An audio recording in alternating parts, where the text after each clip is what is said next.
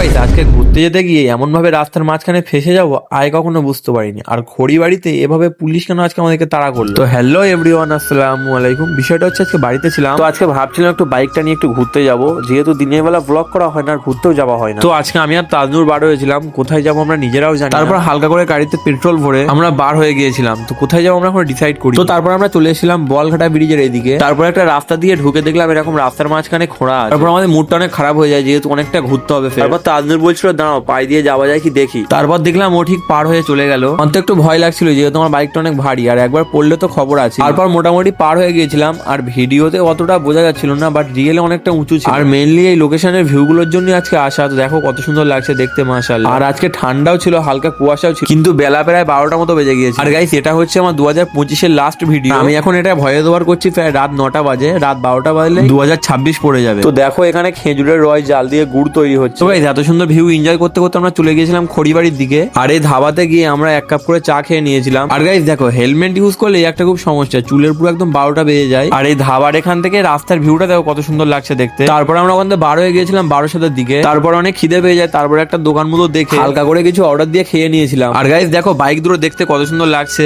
একটা লোহা একটা প্লাস্টিক।